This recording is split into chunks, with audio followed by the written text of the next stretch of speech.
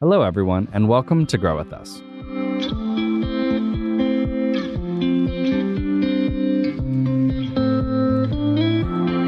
My name is Evan Barton, and I'm your host who helps create conversations with the innovators and leaders of a growing tech center in Tulsa, Oklahoma.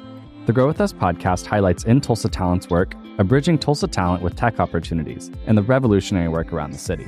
In-Tulsa's mission is to connect talented individuals and companies to stimulate economic growth in Tulsa and to create more prosperous communities across the region.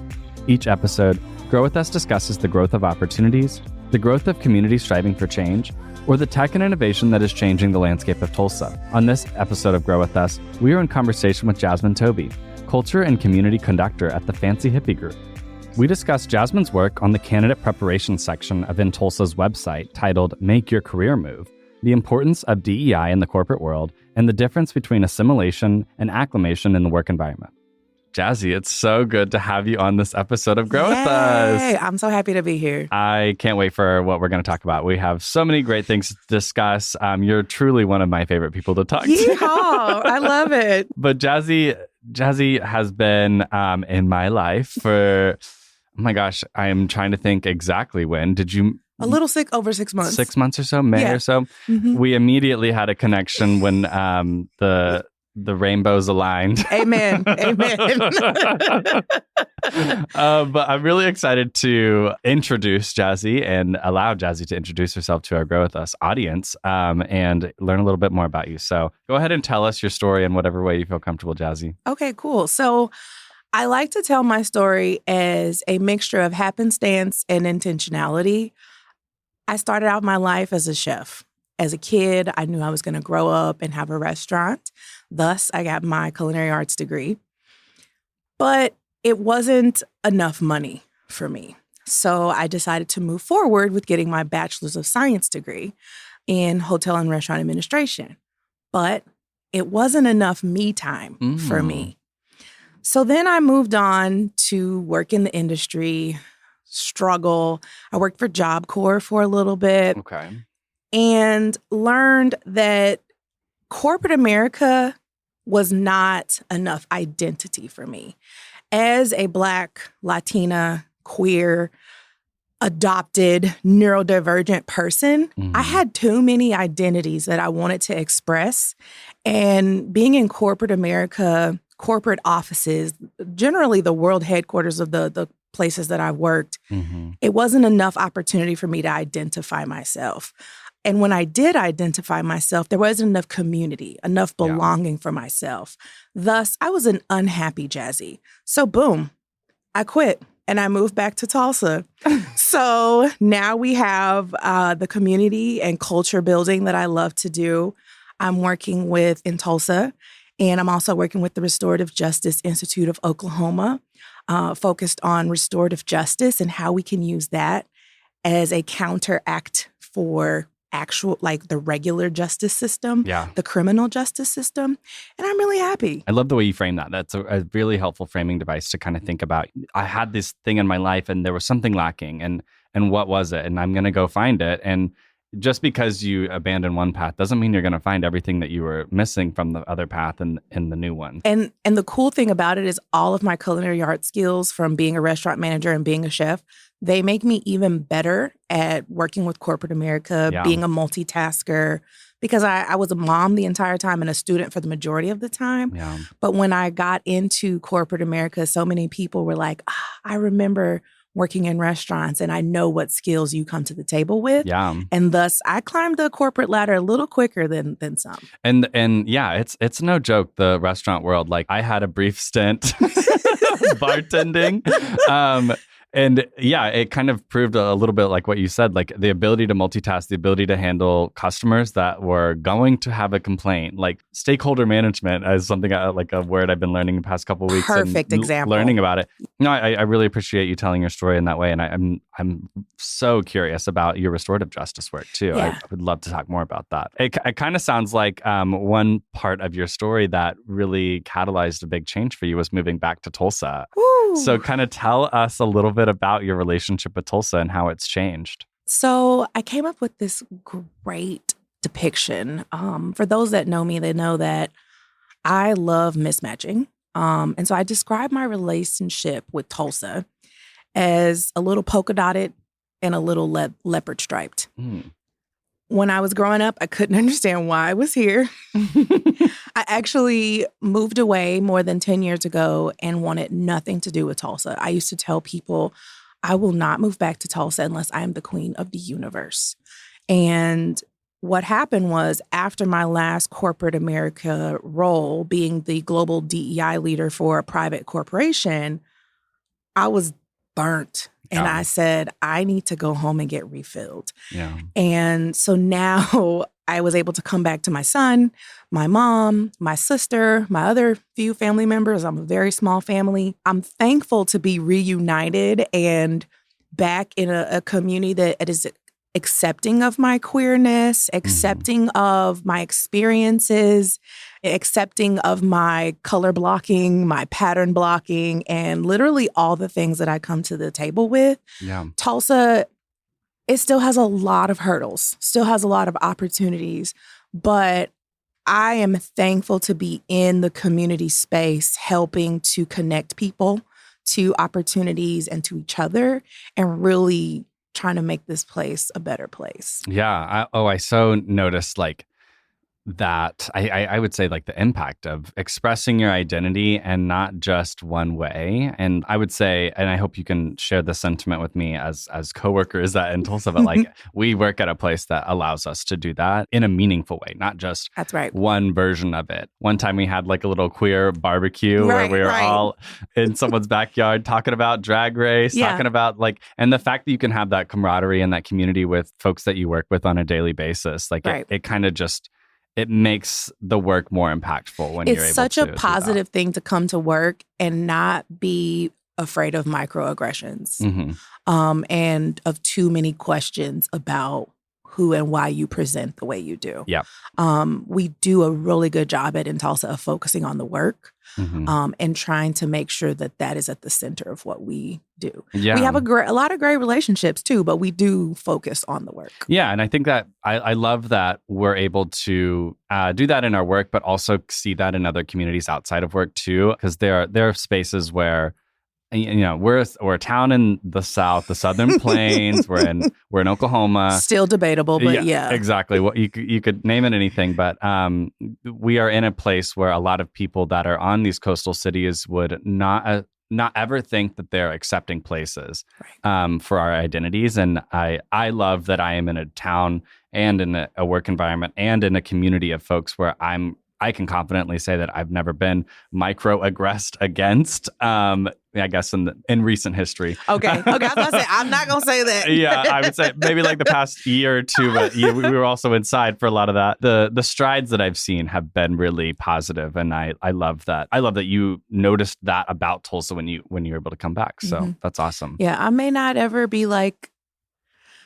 a fan of everything, but I am really a fan of our people. My community is identified in so many ways, and I'm really thankful that Tulsa is attempting to allow others to identify in their different ways as well. That's so important. And it relates a lot to, I think, what work we do together in Tulsa, which is a lot about creating opportunities for folks. And I think that an opportunity is a work opportunity is so important to identity. You can connect. We're talking about how much it means to us that we have this opportunity to be ourselves. And that's the confidence we try to instill in candidates that we work with. I'd love to kind of talk a little bit more about your work in Tulsa. And you've done some great stuff for us as it relates to candidate preparation and for a new career. Can you tell us a little bit about that work and how that's changed over the past couple months? Oh, it's changed over the few months. I'll say that I was brought in Tulsa to work on candidate readiness, which is really the understanding of what a person brings to the table, soft skills, technical skills, and then all those other boxes that they happen to check. And what my first project ended up being was what I like to call digestible docs. I'm a very big fan of alliteration. And so... And culinary. Exactly. And in Tulsa had this massive candidate preparation document. I believe it was 108 pages of golden glory. I have literally talked about it positively every time I've talked about it.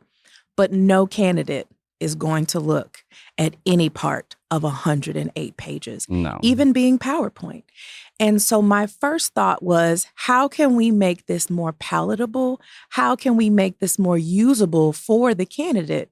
And then as we began the work, essentially I was able to, with little or no investment, because in Tulsa folks didn't know me, but I said, who's going to raise your hand and help me out with this project? And I had about 8 people that came to the team and helped me to pump out these documents, really put their own little glitter, their own little spin on what candidates need to know about these different topics. And we accomplished it in about a couple of months, and then we finally got them reformatted to where they now live on the In Tulsa Career website. And so essentially the documents, these digestible docs, were created to give candidates content, then give them the opportunity to act on what they learned about in the content or have a conversation with their talent partner about the content. So really making it more of a useful tool instead of it just being something that lives in our own drive and in our own head.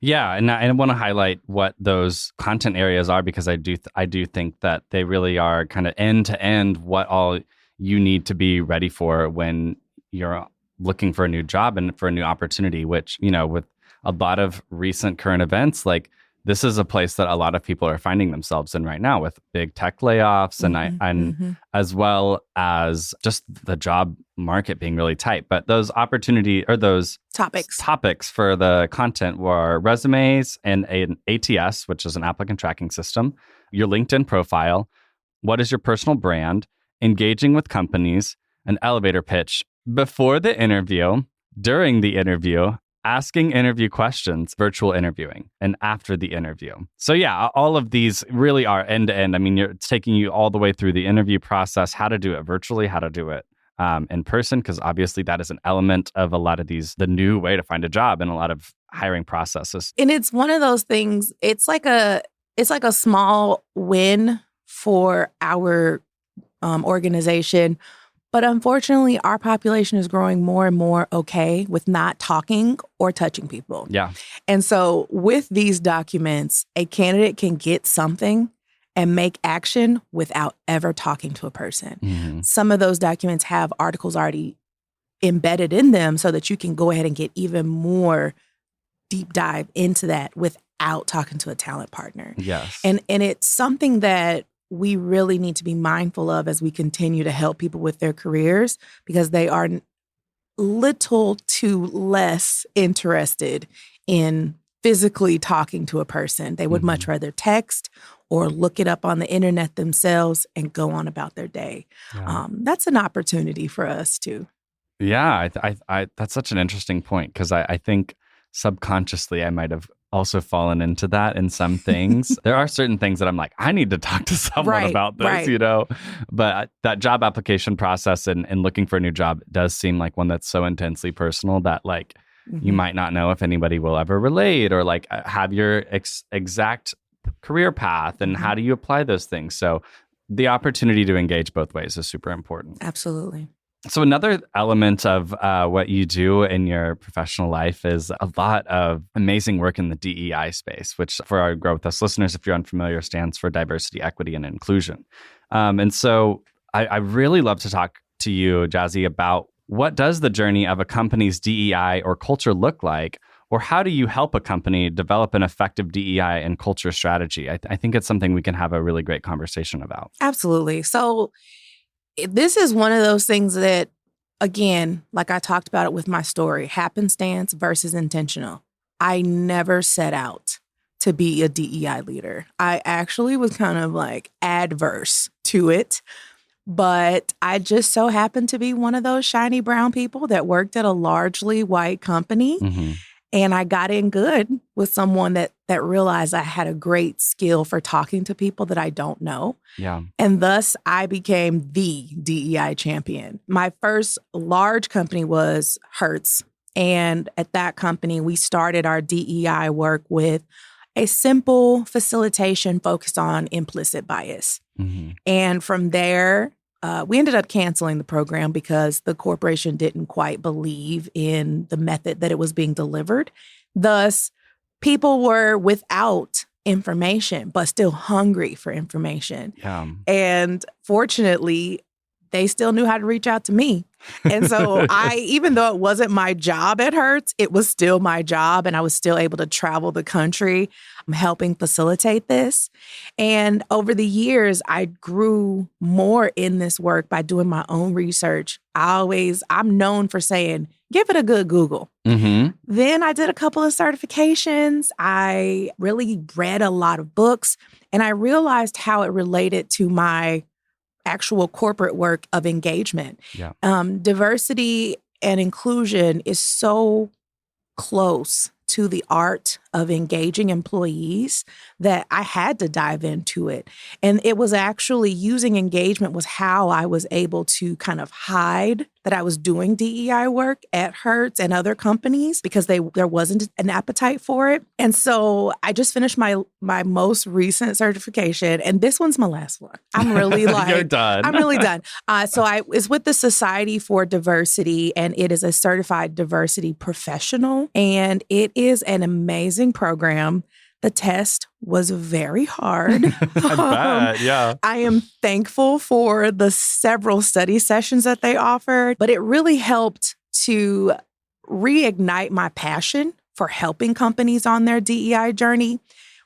With companies and their DEI journey, let's take a moment for that, because sometimes they're doing it because it's a trend.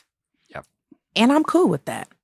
I'm a proponent for fake it till you make it. Mm-hmm. I don't care what got you in the door of DEI or just D and I. Yeah, because exactly. most companies are still stuck on what does diversity really mean? Exactly. They're still on the D. Yeah, they're stuck on the D.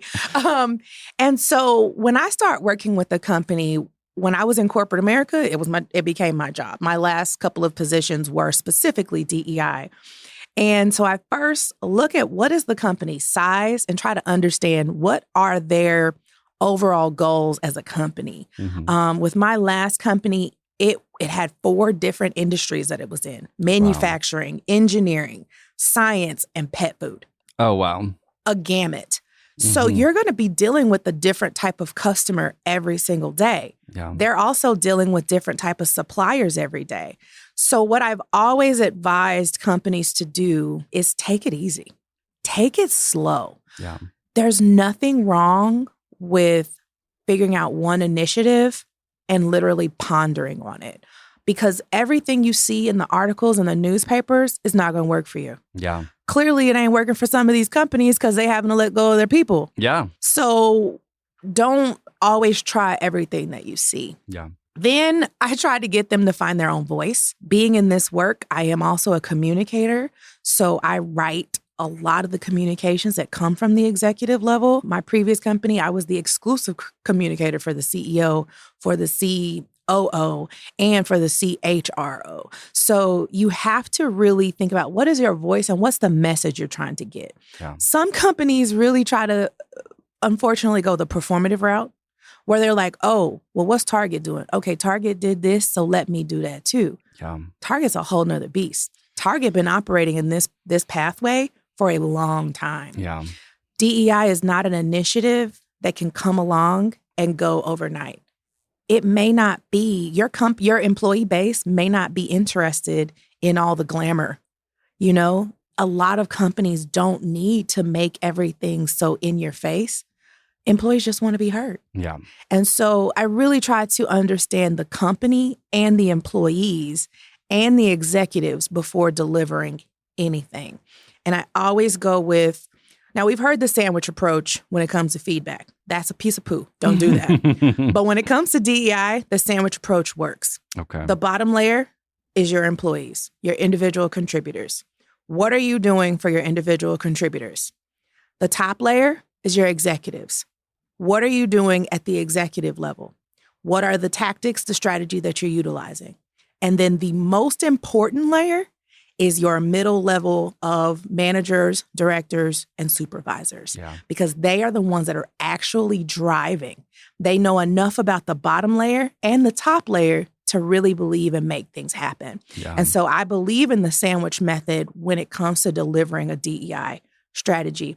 A lot of companies don't want to do that because they don't want to stick their unfortunate little necks out and say, ooh, oh, I'm feeling squishy today. Yeah. And they don't want to be vulnerable or they don't want to be release vulnerable. that like power or whatever Exactly. perceived power to them. Which is unfortunately a dominant culture characteristic. Yeah. You know, we've been raised on that. We want to focus on the numbers, the metrics. Is it bringing in the money? Trust me, you focus on your people, the money's going to come.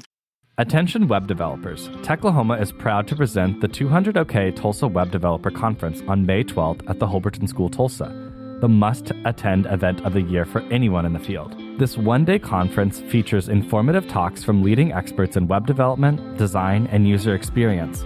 Learn the latest trends and techniques that will help you stay ahead of the curve and connect with other professionals in the industry.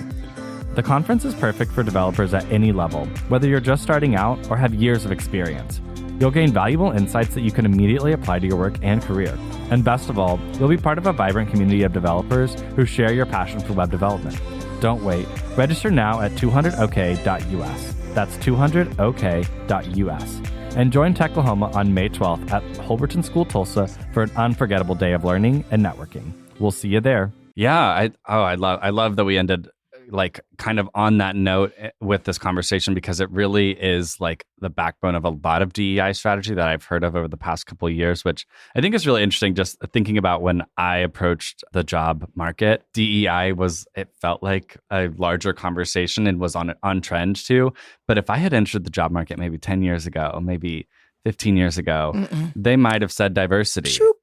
Or maybe not. And they would have told your little beautiful queer behind to go back and figure it out. Exactly. Even though you've taken the time to understand who you are, what you want, and what you need in a corporation, they would have told you that you didn't. Yeah. Or it wouldn't have been a place where I felt comfortable expressing my identities. I don't know if I would have been comfortable letting my manager know that I'm queer. And like the fact that someone that I interact with on a daily basis is not, I wouldn't feel comfortable letting them know that information. It just baffles me. And so, and obviously that is for me, I guess more of not a hidden identity, but an identity that I can choose to hide. I am not going to, but for folks of color and people of color, for Black folks, like that is just not an option. No.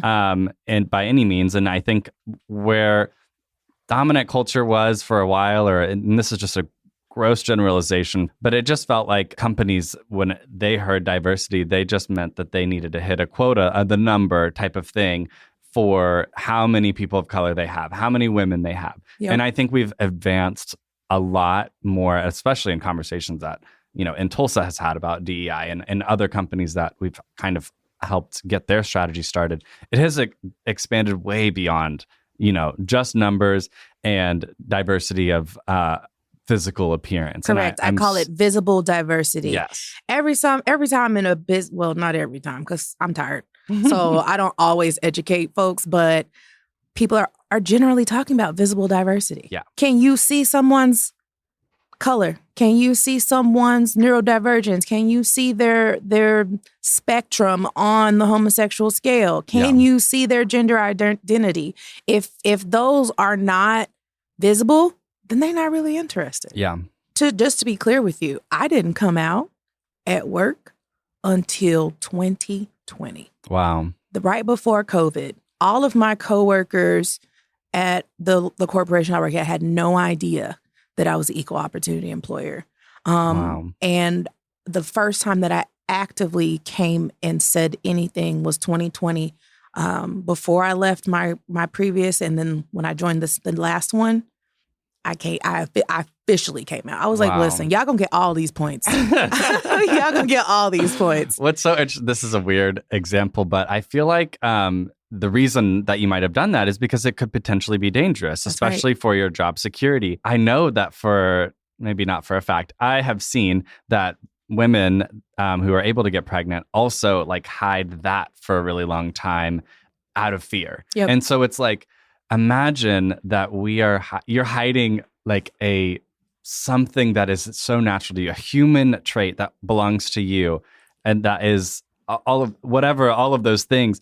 And you're so scared to hide it because you don't want to lose your job. Like it just sounds. It's so baffles funny me. that we have one more topic to cover, and this is where we're going because that's exactly what it is. Oh, I love it. Okay, let's talk about it because I've really enjoyed where we've gone with this so far. But yeah, let's talk more about your background in DEI and how that shows up in your work today.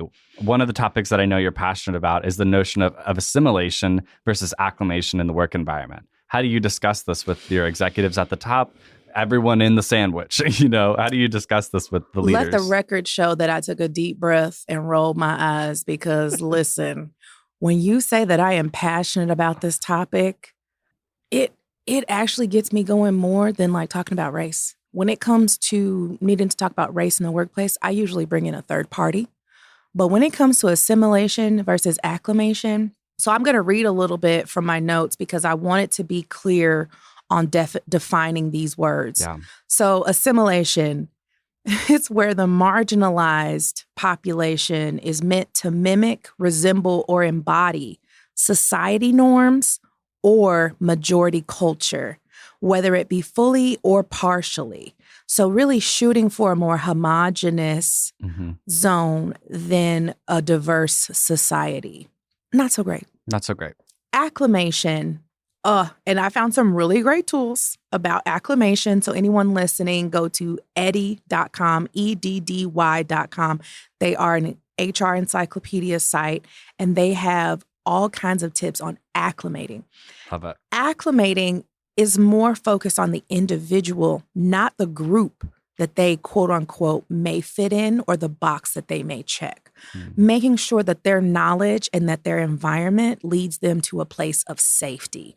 So you may see this in your onboarding. You may see this in your team meetings, who the new employees are introduced to.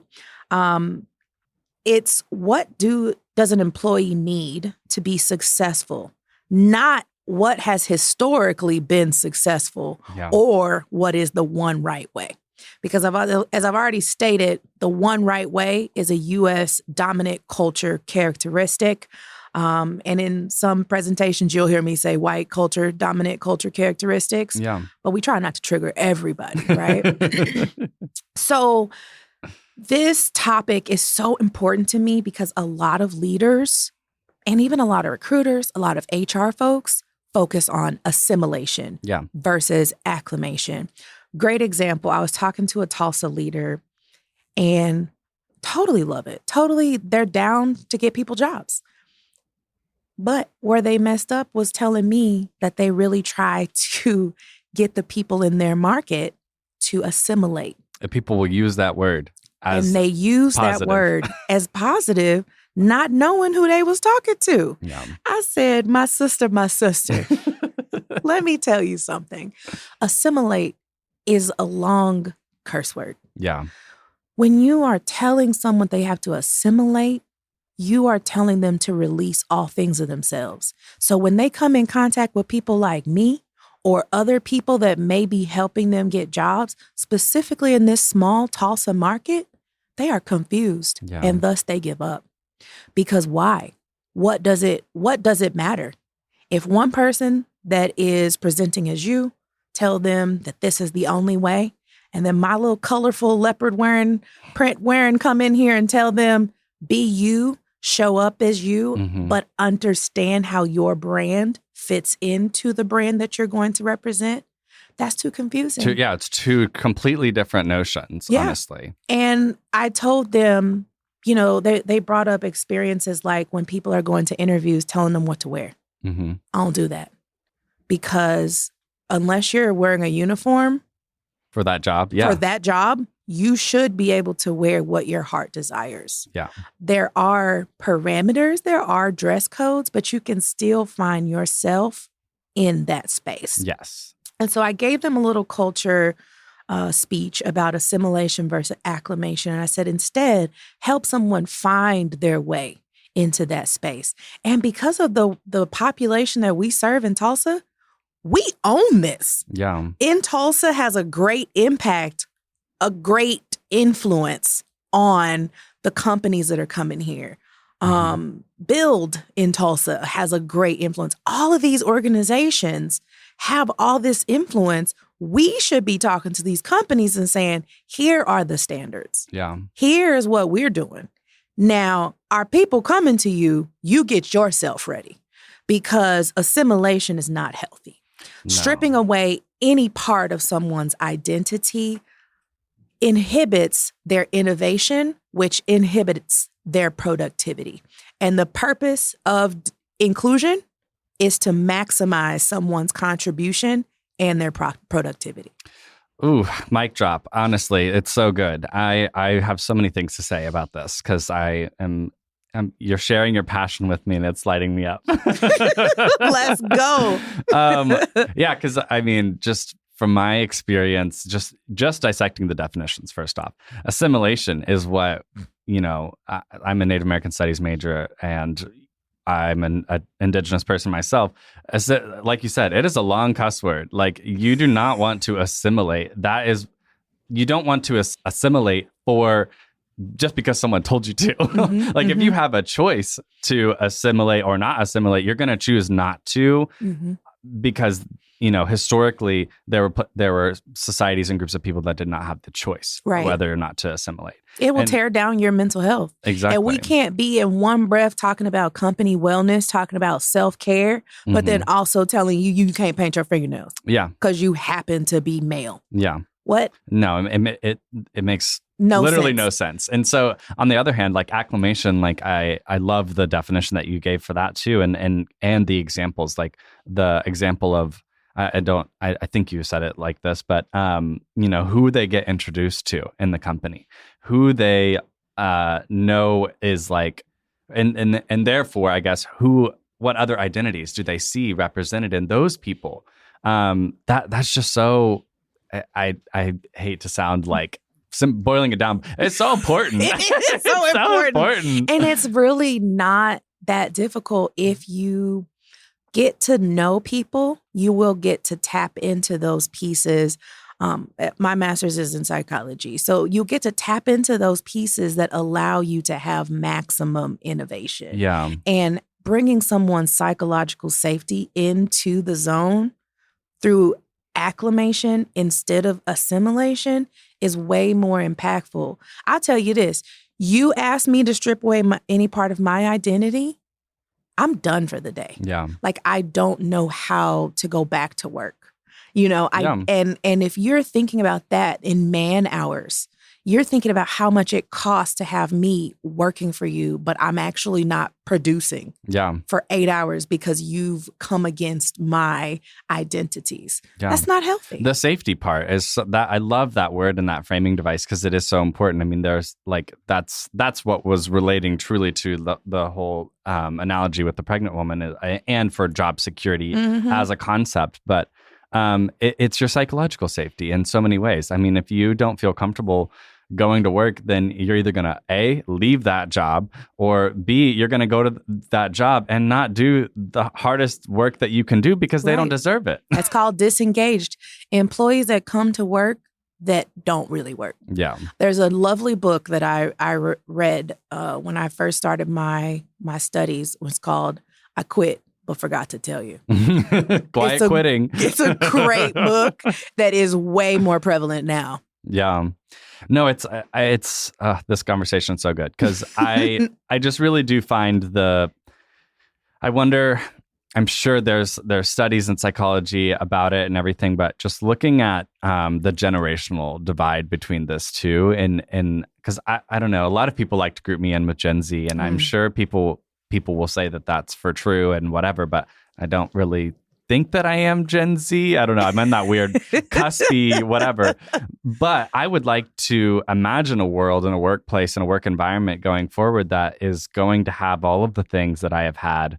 I've been really blessed to have it in Tulsa. And I hope to see that in every job that I have going forward. Yeah. The sad thing is that reality and just seeing my peers go through different situations, it is only further solidifying that is just not going to happen per se. And especially if I change industries. Yeah. It's even more at risk. Listen, because I said when I first met you, you got a good gift for your first job. Yeah. You got a real good gift for your first job. I believe it. And for my folks that are in other industries that are still, there is hope. I hate to be the person that's trying to tell you to be hopeful, but there really is at least something that I find valuable in what's my role in DEI, and what's my role in solidifying the company's culture. That was another thing I wanted to put a pin in culture. Yeah. What is my role in that is that I can be the person that helps someone else feel acclimated. That's right. I could be the person that tries to tell someone to assimilate, and that's not me. That's not who I am, because I wouldn't want it. I would not want that reflected back.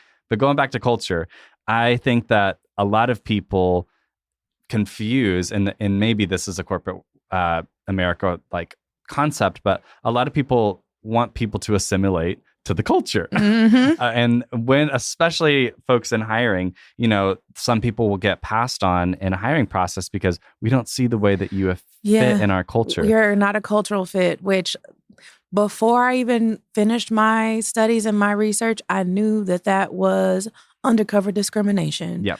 Because how is a test telling you how I am going to act? Now, like I said, my studies are in psychology, and we do believe in perceived behavior, and we do believe in predicted behavior.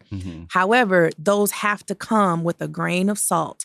They have to be put into the hands of someone with the ability to see this and use that to inform, but not to completely decide what is or isn't with this person. Yeah. And I love using the word culture because I try to, it's like when your mama used to put stuff on the veggies so that you would eat them, but you still eating the veggies.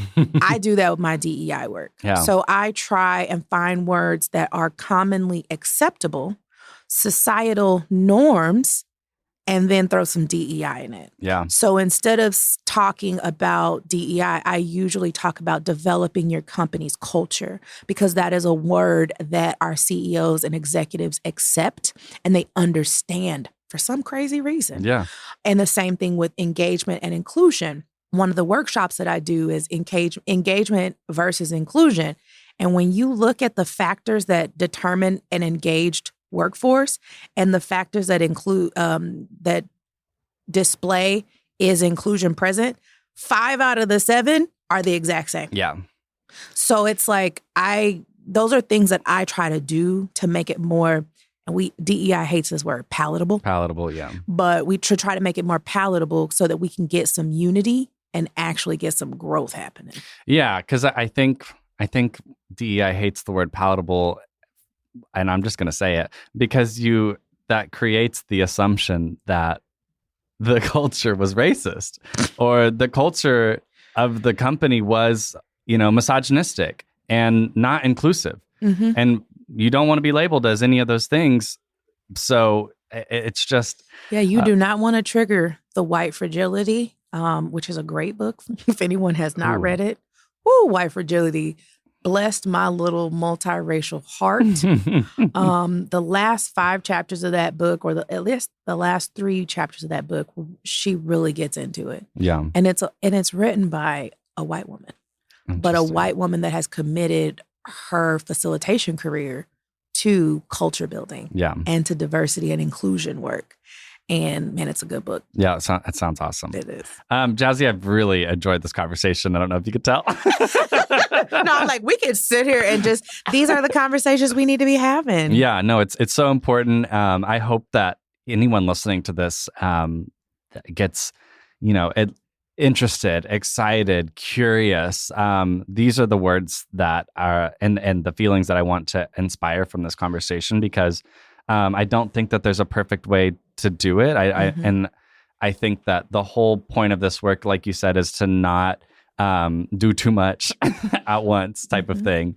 Being able to find that piecemeal And especially for the companies, but for yourself, understanding how you fit into DEI is a really important part for you as a person in society in a lot of ways. How are you going to help people acclimate versus assimilate? That's something that I hope people ponder from this. Amen. So Jazzy, tell us one last question for you. What's a way that people can stay in touch with you or your work or your community that you're building, your resources, anything you want to plug?